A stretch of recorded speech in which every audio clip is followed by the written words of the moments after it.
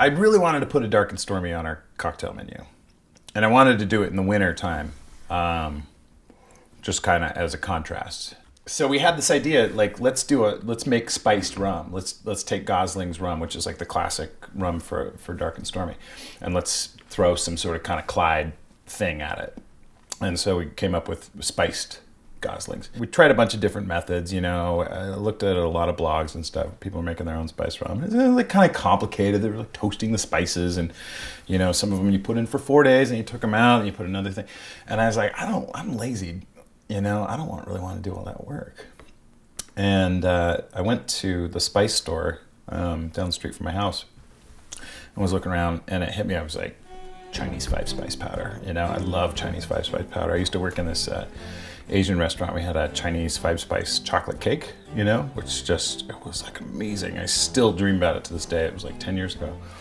And I was like, Chinese 5-spice, that's what we're gonna do.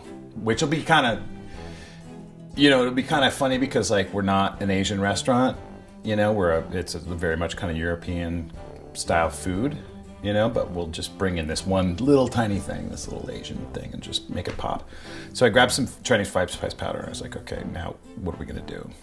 And did a couple of trials and errors, but it came together pretty quickly, and it's the easiest technique in the world. I mean, it's almost embarrassing to like talk about it, you know, because it's so simple. But we just take a teaspoon of Chinese 5-spice powder, and I just open up the neck of the bottle, put the teaspoon in using this funnel, make sure it's all in the bottle, and then just screw on the cap and give it a shake.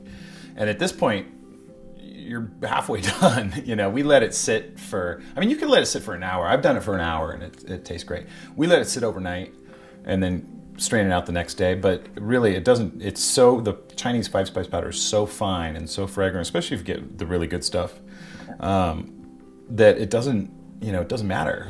So we let it sit overnight, and then come back the next day and we set up a strainer with a coffee filter in it over a, you know, like a Canberra, like a Lexan container. And it takes, you know, takes a minute to strain out the powder through the coffee filter as we let the rum run through. And that's it. The teaspoon just gets it just perfectly spiced. It's not overbearing. It's not, certainly we haven't added any sweetness like a lot of the spice rums on the market, you know, just we'd let the natural sweetness of the Gosling's rum shine through. And so 2 ounces of this spiced rum, and in a Collins glass, and then we just fill it with our brewed ginger beer. The brewed ginger beer, we just make it, put it in a bottle with a little bit of yeast and let it sit for 48 hours, and that perfectly carbonates the bottles. You know, we've got it fine-tuned down to like a science, you know, like just the right amount of yeast in there, and it's just perfectly bubbly.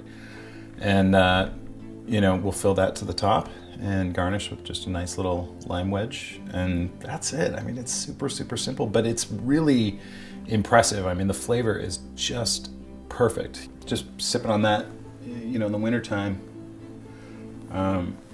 you know, a dark and stormy, it's just, it's really refreshing, and it's like a satisfying highball. I love it.